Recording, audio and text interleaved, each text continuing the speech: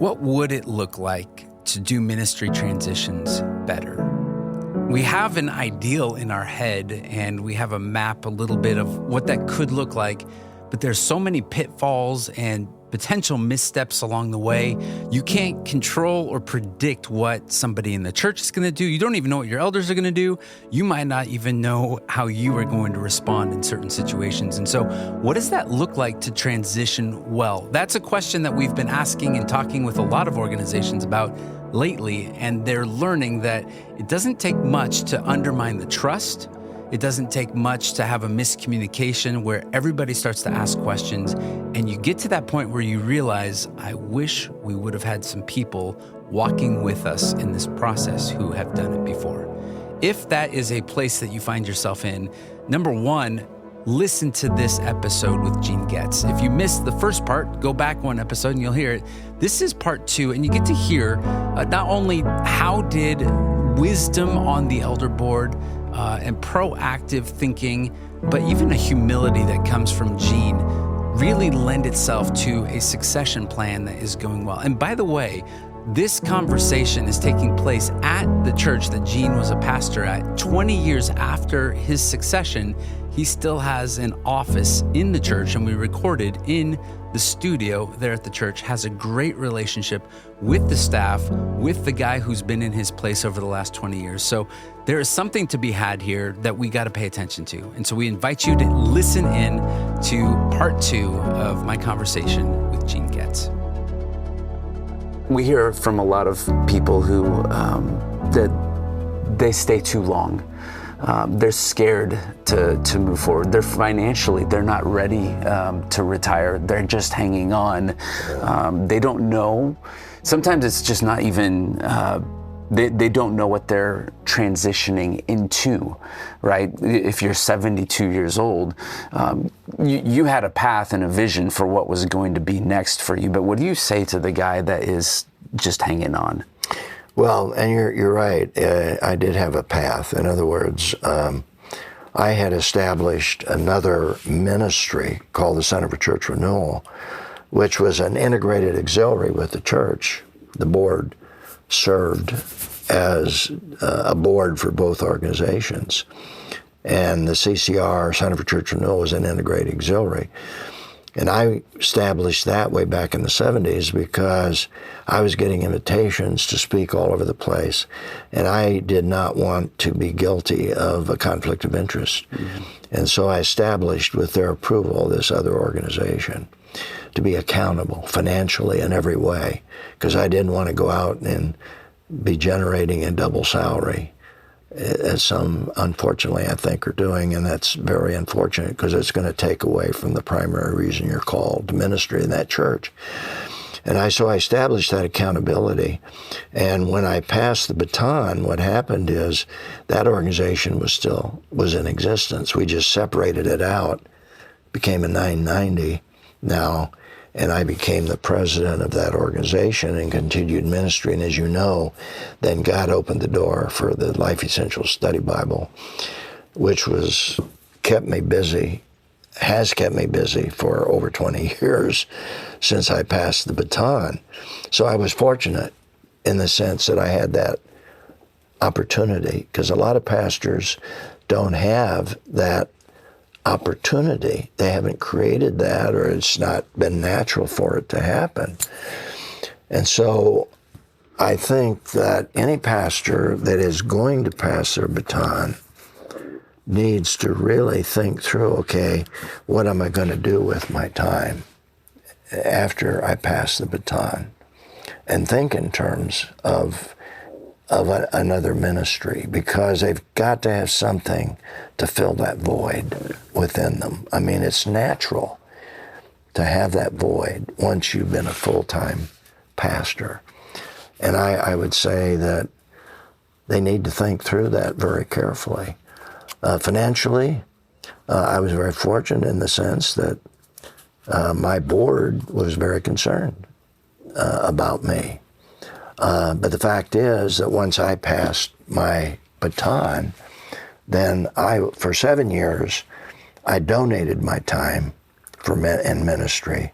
But then after that, I went on salary from that ministry because I needed financial help, particularly help put my grandkids through Christian school.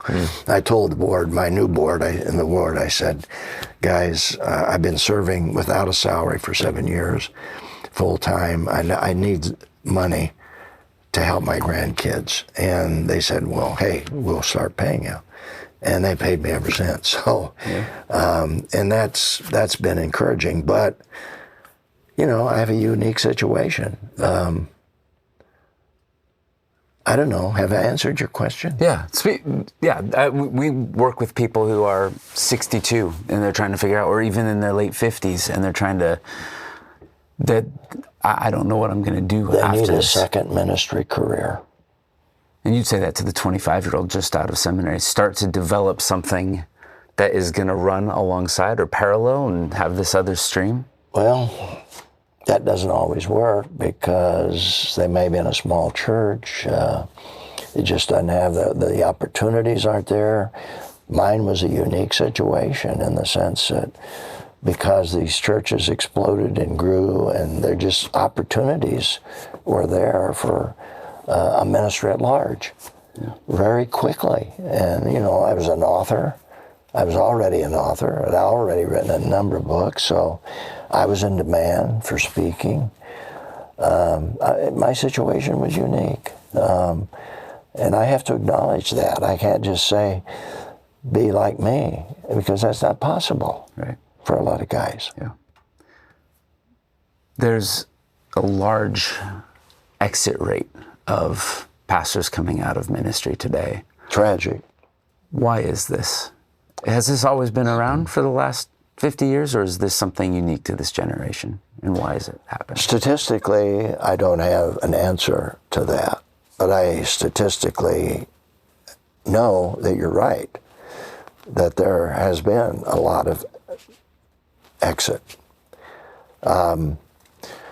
My thinking is it's always multifaceted. One is ministry is not easy.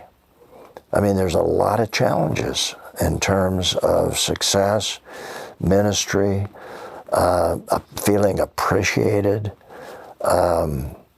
discouragement, that type of thing. And again, the demands of culture and how it's impacting people and their attitudes. However, I still go back to what we talked about earlier. A lot of pastors get discouraged because they're alone. They have not developed a team around them of men and women that will support them during the great times and the tough times. I think that's a major reason. I haven't done a statistical study on that, but from a biblical point of view and from my experience in ministry, that's what's given me encouragement during the tough times. There's too many stories, though, of guys who've been burned by their board, guys who are reluctant to take a sabbatical because they've heard of too many people who went on a sabbatical and came back and found out that they were no longer the pastor of the church. And I would have a theory. Yes. I have a theory. Okay. And that is that board is not mature. You do not have mature men on that board. Because if you did, they would never, ever do that. They would communicate with that pastor in a loving way, and that pastor would be able to communicate with them. That just goes back to the fact that you've got a board that's not qualified. And that's one of the reasons it happens. Now, there are some times when a pastor needs to step aside and he's not doing the job. He's not qualified. He's failing. But again, if you've got a group of godly men, they're going to help him. And they're going to even help him walk out the door with dignity rather than creating that kind of situation. Because that's what godly men do. And so that's my theory. but I think it's also based on Scripture. You've got to have men in a board position who are very godly men, and if that measurement is 1 Timothy chapter 3 and Titus chapter 1, right. Taking those qualities seriously. So you've been retired, and I think even that word doesn't really fit you very well. No. Because it seems like you're going just as hard as you ever have. And retirement is not in the Bible. But yeah, that's right. It's retirement's when you stop getting paid for the thing that you're doing, but really, like, there is no retirement in the spiritual life, right? That's right. So you've been out of your position as a senior pastor, senior leader in the church for as long as I was in ministry. Oh, well, about 20 years. Yeah, 20 years. And so now you are experiencing life after ministry, but you're really still doing ministry after ministry. Oh, yes, right. I'm full-time. You are full-time at 92 years old. The work that you've been doing with this Life Essentials Bible, can you tell me more about this and why? How is this? I'd be scared to even have my own footnotes in a Bible, let alone you have a lot of extra content and pages in here. What was the problem that you're solving in trying to put this out there? Well, basically, this was a total surprise when I passed my baton. I got this call from Broadman Holman. They just finished a brand new translation of the Bible. It's now called the Christian Standard Bible. And they said, Gene, we've completed this translation. Would you do a Principles to Live By study Bible from Genesis to Revelation? And that I knew I had to consider that because I was passing my baton. Is this of the Lord? Total surprise. And I knew it was a good translation, excellent translation. They had 100 scholars working on it, and subsequently they had another 100 scholars come in and revise it. So I took on the project, and they told me, they said, with everything you've written, you can probably do this in a couple of years. Hello. 7 years later, full-time, I completed the project, 1,500 principles to live by that are embedded right in the biblical text with a brief commentary on each of those 1,500 principles. But the miracle of that is that when I started the project, I knew I needed a live audience just to give me accountability and to make it real and feedback. And so my tech guy that has worked with me for years said, Gene, if you're going to teach all this, which I knew I had to, then let's just videotape it. And I said, great, let's do that, just to put it on the web. So we videotaped every presentation, and we're into the final year, mid-year of the 7 years. I got another call from Broadman Holman. They said, Gene, QR codes, being able to access video with a QR code. You've got all this video material.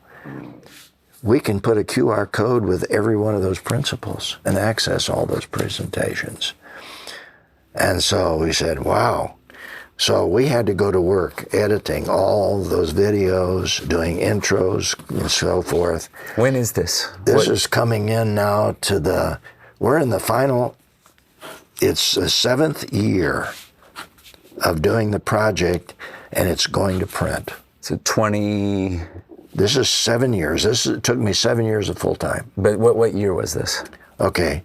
This is when I started it, and basically when I retired. Okay. 20 years ago. Got it. Then go forward 7 years. And so what we did is we edited all that, not realizing that when it came out, it would be the first multimedia study Bible, and these videos would be available all over the world, and English-speaking people in so many different countries. And so that then opened the door to the Life Essentials Study Bible. But then I knew, because the first time around, we didn't have high-definition cameras. And so I said, guys, I got to redo all these. So we went back to Genesis, started again, and that took not 7 years, that took about 12 years to redo them all. And so it's a 20-year project as it stands now. And the Lord then began to, I determined early on, Matt, for every Bible we sell, we're going to give one away. All the profits will go into our ministry, a Bible fund, where we can send Bibles to pastors who in other countries could never, ever afford a Bible. So we've sent over 1,000 Bibles to the Philippines. We've sent over 1,000 Bibles to India. These are pastors that they can read English. We've also sent 14,000 to Uganda. Wow. And we're sending another 14,000 to Kenya. But we don't just give them, we have training sessions for them. And we have in fact, I think I have a picture here yes. This right here is a picture of the Life Essentials Training Center in Uganda, where pastors come in and we train them. They have all the technology. They all have cameras. And here is, we say a picture's worth 1,000 words. These are all Uganda pastors that we've trained and given Bibles. Wow. And they've never had formal training. Yeah. And this is like a seminar in a box for them. Yeah, it's all there. Yeah. I heard that when you came out of ministry that you talked to your successor and you said, I just want to do one thing. I don't want to step on any toes, but if I could, I want to pour myself out. And if there are kids who are in trouble, if there's devastation, somebody who's lost somebody, that you wanted to be able to be the on-call, one of them, but to do visitations in the church. And in that way... You heard that from my successor? I did. Oh, really? Yeah. Jeff? Have you interviewed Jeff? I've not talked to Jeff, but I watched an interview or a message that he gave about you. I think it was for your 90th birthday. How about that? Yeah, okay. But you still, even though you have achieved great success in the world's eyes, I'm sure in the eyes of Jesus as well, but there is still something for you about pouring yourself out in ministry and taking that path of humility. Yeah, I have dedication and commitment to a lot of people. And the gentleman that I mentioned, who said to Jeff and me, the staff doesn't know who to report to, and he really, God used him in the transition. I visit him. He's in a care center. He has Alzheimer's. And it's difficult for his wife. She's wonderful. But I try to get over to see him on a regular basis. Hang on, just so you can edit this, right? Yeah, we can edit that out. Hey, Tom? Yes, sir. Yeah, hey, I'm in the middle of a podcast. I'll call you back. Oh, okay. Thanks. I'll be glad to join you if you want me to. All right. Thank you. Okay, bye.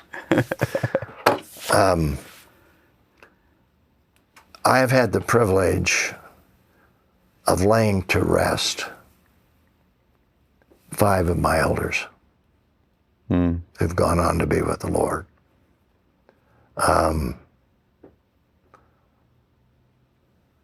God may give me the opportunity for others. I don't know. God's been gracious to me.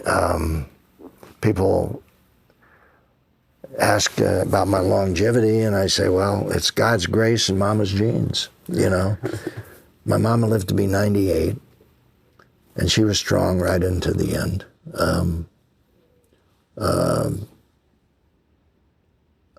On my dad's side, I had an aunt who lived to be 104.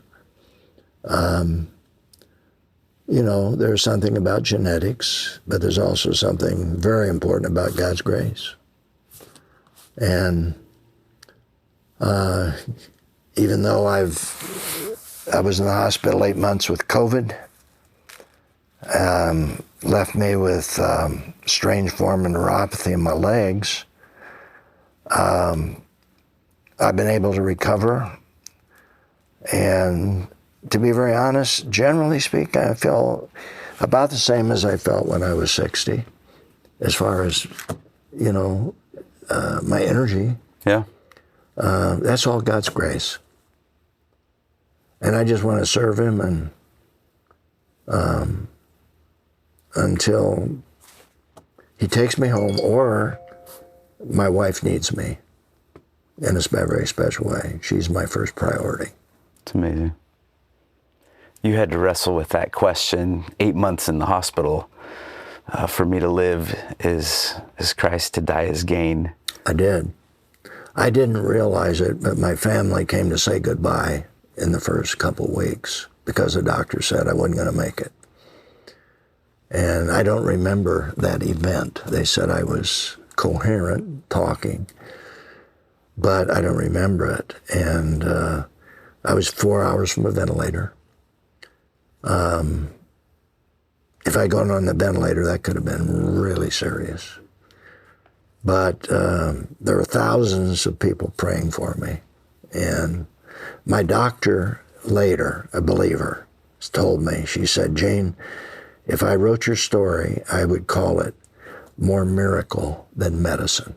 I love that. And that's a statement that's unusual for a doctor. Yeah. More miracle than medicine. Gene, it's an honor of my life to be able to speak with you, to get wisdom as we look at life after ministry, as we look at ministry after ministry. Obviously, God is using you and still using you. He's always used you, that this is not a conversation that happens behind his back, that he is in the midst of this. For the person who's just come out of ministry, that they found out from their board that it's no longer a fit, that they are just done with the people, they're done with the division even within the body of Christ, and they want out, they want to do something else. Would you just speak a word of encouragement to those who are living life after ministry, but it's not the life that they had planned? I would say that one of the first things that anyone needs to deal with who leaves the ministry with disappointment is not to allow that disappointment to turn into bitterness. Yeah. Because anger is normal. Anger is biblical. But the Bible says, be angry, but don't sin in the process. That's what Paul said. And so he goes on to say, don't let the sun go down on your wrath. And that's bitterness. And I would say that if anyone is dealing with anger, and anyone who has that kind of disappointment is going to be angry. I mean, we're made in God's image. He's a God of anger and a God of love. Yeah.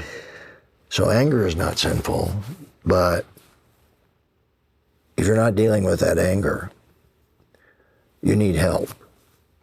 You need someone you can talk to who can help you walk it through.